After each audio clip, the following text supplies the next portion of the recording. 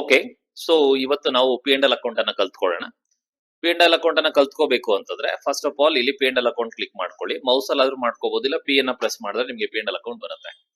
So ಇಲ್ಲಿ ನೀವು observe ಮಾಡಬಹುದು. ಸೊ ಎಕ್ಸ್ಪೆನ್ಸಸ್ ಕಾಲಮ್ ಆದಂತಹ opening stock, purchase account, direct expenses ಮತ್ತೆ ಇಲ್ಲಿ ಬರುತ್ತೆ. ಇನ್ನು ಇನ್ಕಮ್ ಕಾಲಮ್ ಅಲ್ಲಿ ಸೇಲ್ಸ್ ಅಕೌಂಟ್, ಡೈರೆಕ್ಟ್ ಇನ್ಕಮ್ ಮತ್ತೆ ಕ್ಲೋಸಿಂಗ್ ಸ್ಟಾಕ್, 3 ಕಾಲಮ್ಸ್ ಇನ್ಕಮ್ ಅಲ್ಲಿ ಬರುತ್ತೆ. ಸೊ ಈಗ ಇಲ್ಲಿ ನಾವು ಅಬ್ಸರ್ವ್ ಮಾಡಬೇಕು, ಏನು ಡೈರೆಕ್ಟ್ ಎಕ್ಸ್ಪೆನ್ಸಸ್ ಮಾಡಿಲ್ಲ ಅಂದ್ರೆ ನಾವು purchase, sales, debit note, credit note ಮಾಡಿದೀವಿ, ಆದ್ರೆ ಯಾವುದೇ ಒಂದು ಪೇಮೆಂಟ್ಸ್ ಮಾಡಿಲ್ಲ. ಯಾವುದು ಸ್ಯಾಲರೀಸ್ ಮಾಡಿಲ್ಲ, ವೇಜಸ್ ಮಾಡಿಲ್ಲ, ಎಲೆಕ್ಟ್ರಿಸಿಟಿ ಬಿಲ್ ಮಾಡಿಲ್ಲ, ರೆಂಟ್ ಮಾಡಿಲ್ಲ. ಹೌದಾ? ಈಗ ಮೊದಲು ನಾನು ನಿಮಗೆ ಡೈರೆಕ್ಟ್ ಎಕ್ಸ್ಪೆನ್ಸಸ್ ಅನ್ನ ಮಾತ್ರ ಪೇ ಮಾಡಿದಾಗ ನಿಮಗೆ ಇಲ್ಲಿ ನೆಟ್ ಪ್ರಾಫಿಟ್ ಪ್ಲಸ್ ಇಲ್ಲಿ ಇನ್ಕ್ರೀಸ್ ಆಗುತ್ತೆ. ನೋಡಿ, ಇಲ್ಲಿ ಇನ್ಕ್ರೀಸ್ ಆಗುತ್ತೆ, ನೆಟ್ ಪ್ರಾಫಿಟ್ ಅಲ್ಲ ಕಡಿಮೆ ಆಗುತ್ತೆ. ಆಮೇಲೆ ನಿಮ್ಗೆ ಇಲ್ಲಿ ಬ್ಯಾಂಕ್ ಅಲ್ಲೂ ಕಡಿಮೆ ಆಗ್ತಾ ಹೋಗುತ್ತೆ. ಬಟ್ ಇಲ್ಲಿ ಬ್ಯಾಂಕ್ ಶೋ ಮಾಡಲ್ಲ, ಬಿಕಾಸ್ ಇಲ್ಲಿ ಇನ್ಕಮ್ ಮತ್ತೆ ಎಕ್ಸ್ಪೆನ್ಸ್ ಮಾತ್ರ ಶೋ ಮಾಡೋದು. ಸೊ ನಾನೀಗ ಪೇಮೆಂಟ್ ಹೋಗ್ತೀನಿ. ಓಕೆನಾ? ಪೇಮೆಂಟ್ ಹೋಗಿ ಇಲ್ಲಿ ಏನ್ ಮಾಡ್ತೀನಿ, ವೇಜಸ್ ಕೊಡ್ತೀನಿ. ಓನ್ಲಿ ವೇಜಸ್ ಕೊಡ್ತೀನಿ. ವೇಜಸ್ ಫಾರ್ ಎಂಪ್ಲಾಯೀಸ್ ಒಂದು 25,000 ಕೊಡ್ತೀನಿ. ಇಲ್ಲಿ ಬೈ ಬ್ಯಾಂಕ್ ಕೊಡ್ತೇನೆ, HDFC ಬ್ಯಾಂಕ್ ಅಂತ ಕೊಟ್ಟಾಗ ಏನಾಗುತ್ತೆ, ರಿಫ್ಲೆಕ್ಟ್ ಆಗುತ್ತೆ ನೋಡಿ, check number being above payment made by check ಅಂತ ಕೊಡ್ತೇನೆ. ಓಕೆನಾ? ಈಗ ನಾನು ಪೇಮೆಂಟ್ ಮಾಡಾಯ್ತು. Let be check in P and L account. ಇಲ್ಲೋಗಿ ನೋಡಿ, ಪಿ ಅಂಡ್ ಎಲ್ ಅಕೌಂಟ್ ಅಲ್ಲಿ 25,000 ರಿಫ್ಲೆಕ್ಟ್ ಆಗಿದೆ, ಪ್ಲಸ್ ನಿಮ್ಗೆ ನೆಟ್ ಪ್ರಾಫಿಟ್ ಡಿಕ್ರೀಸ್ ಆಗಿದೆ. ಅವಾಗ್ಲೇ 1,98,400 ಇತ್ತು, ಬಟ್ ಈಗ ಎಷ್ಟಿದೆ, 70,400 ಆಗಿದೆ. ಯಾಕೆ? 25,000 ರೂಪಾಯಿ ನಾವೇನ್ ಮಾಡಿದೀವಿ, ಕೊಟ್ಟಿದ್ರಿಂದ ನಮಗೆ ಲಾಸ್ ಕಡಿಮೆ ಆಯ್ತು. ಹೌದಾ? ಸರಿ, ಇಲ್ಲ ಲಾಭ ಕಡಿಮೆ ಆಗಿದೆ. ಸೊ ಈಗ ನಮ್ಗೆ ಪರ್ಚೇಸ್ ಅಕೌಂಟ್ ಆಯ್ತು. ಈಗ ಇಂಡೈರೆಕ್ಟ್ ಎಕ್ಸ್ಪೆನ್ಸಸ್ ಪೇ ಮಾಡೋಣ. ಇಂಡೈರೆಕ್ಟ್ ಎಕ್ಸ್ಪೆನ್ಸ್ ಈಗ ಯಾವ್ದೋ ಒಂದು ಟ್ರಾವೆಲಿಂಗ್ ಅದೆಲ್ಲ ಸ್ವಲ್ಪ ಕ್ಯಾಶ್ ರೂಪದಲ್ಲಿ ಸಣ್ಣ ಪ್ರಮಾಣದಲ್ಲಿ ಮಾಡ್ತೀನಿ ನಾನು, ಬರೀ ರಿಫ್ಲೆಕ್ಷನ್ಗೋಸ್ಕರ, ಅಂದ್ರೆ ಹೇಗೆ ನಿಮ್ಗೆ ಅದು ಅಪ್ಲೈ ಆಗುತ್ತೆ ಅಂತ. ಅಕೌಂಟಿಂಗ್ ಚಲೋ ಹೋಗ್ಬಿಟ್ಟು ಏನೇನ್ ಮಾಡ್ತೀನಿ, ಟ್ರಾವೆಲಿಂಗ್ ಎಕ್ಸ್ಪೆನ್ಸಸ್ ಒಂದು 500 ರೂಪಾಯಿ ಕೊಡ್ತೀನಿ.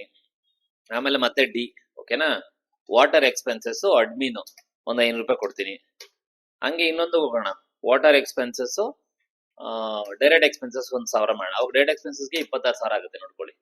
ಆಮೇಲೆ ಮತ್ತೆ ಇನ್ಯಾವ್ದಿದೆ, ಅಡ್ವರ್ಟೈಸ್ಮೆಂಟ್ ಬಂದು ಒಂದು 5,000 ನಾವು ಖರ್ಚು ಮಾಡಿದೀವಿ. ಮತ್ತೆ ಪೂಜಾ ಎಕ್ಸ್ಪೆನ್ಸಸ್ ಇದೊಂದು 2,000. ಬಟ್ ಇದೆಲ್ಲ ನಾನು ಹೆಂಗ್ ಕೊಡ್ತಾ ಇದೀನಿ, ಕ್ಯಾಶ್ ಅಲ್ಲಿ ಕೊಡ್ತೀನಿ. ಹೆಂಗ್ ಕೊಡ್ತೀನಿ, cash. Being above expenses made by cash. ಈಗ ನೋಡೋಣ ಪಿ ಅಂಡ್ ಎಲ್ ಅಕೌಂಟ್ ಅಲ್ಲಿ ಹೇಗೆ ರಿಫ್ಲೆಕ್ಟ್ ಆಗುತ್ತೆ ಅಂತ. ನೋಡಿ, ಇಲ್ಲಿ 26,000 ಆಯ್ತು, ಇಲ್ಲಿ ಅವಾಗ್ಲೇ ಇದ್ದಿದ್ದು 52,000, ಈಗ ಎಷ್ಟಾಯ್ತು, 60,000. ಆಟೋಮೆಟಿಕ್ ಏನಾಯ್ತು, ಇಲ್ಲಿ ಪ್ರಾಫಿಟ್ ಡಿಕ್ರೀಸ್ ಆಯ್ತು. ಸೊ ನಾವು ಎಕ್ಸ್ಪೆನ್ಸಸ್ ಕಾಲಮ್ ಇನ್ಕ್ರೀಸ್ ಮಾಡ್ತಿದ್ದಂಗೆ ಪ್ರಾಫಿಟ್ ಏನಾಗುತ್ತೆ, ಕಡಿಮೆ ಆಗುತ್ತೆ. ಬಟ್ ಈಗ ಇನ್ಕಮ್ ಕಾಲಮ್ಸ್ ಅನ್ನು ರೈಸ್ ಮಾಡೋಣ.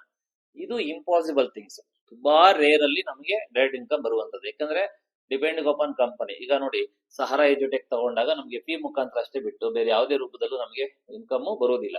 ಓಕೆ, ಒಂದು ವೇಳೆ ಏನಾದ್ರೂ ನಾನು ಕೆಲವು ಕಂಪನಿಗಳ ಜೊತೆ ಟೈ ಅಪ್ ಮಾಡಿಕೊಂಡು ನನ್ನ ಸ್ಟೂಡೆಂಟ್ ಅನ್ನ ಸಪ್ಲೈ ಮಾಡಿದಾಗ ಅವ್ರ ಕಡೆಯಿಂದ ಕಮಿಷನ್ ಬರ್ಬೋದು.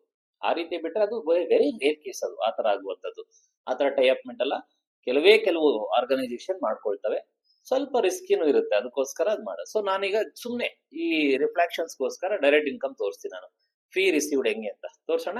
ಡೈರೆಕ್ಟ್ ಇನ್ಕಮ್ ಅವಾಗ ಏನಾಗುತ್ತೆ, ಇಲ್ಲಿ ಪ್ರಾಫಿಟ್ ರೇಂಜ್ ಜಾಸ್ತಿ ಆಗುತ್ತೆ ನೋಡಿ, ಅಬ್ಸರ್ವ್ ಮಾಡ್ಕೊಳ್ಳಿ.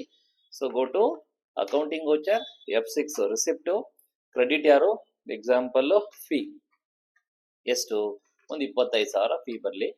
2 ಲಕ್ಷ ಆಯ್ತಾ, ಸಾರಿ, 25,000 ಪ್ಲಸ್ ಅಗೇನ್ CR ತಗೊಳ್ತೀನಿ. ಆಕ್ಚುಲಿ ಹಂಗೆ ತಗೊಳಂಗಿಲ್ಲ, ಸುಮ್ಮನೆ ಎಂಟ್ರಿಗೋಸ್ಕರ ಒಂದು ಎಂಟ್ರಿಲಿ ಮುಗಿಸೋಣ.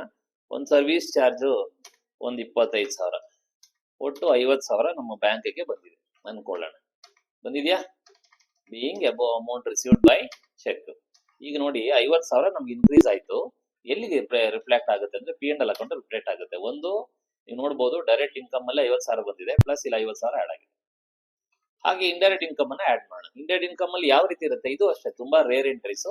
ಸುಮ್ನೆ ನಿಮ್ಮ ರೆಫರೆನ್ಸ್ಗೋಸ್ಕರ ಒಂದು ಎಕ್ಸಾಂಪಲ್, ನಮ್ಗೊಂದು ಕಮಿಷನ್ ಬಂದಿದೆ. ಎಷ್ಟು ಕಮಿಷನ್? ಒಂದು 50,000 ಬಂದಿದೆ ಬೈ ಕ್ಯಾಶ್.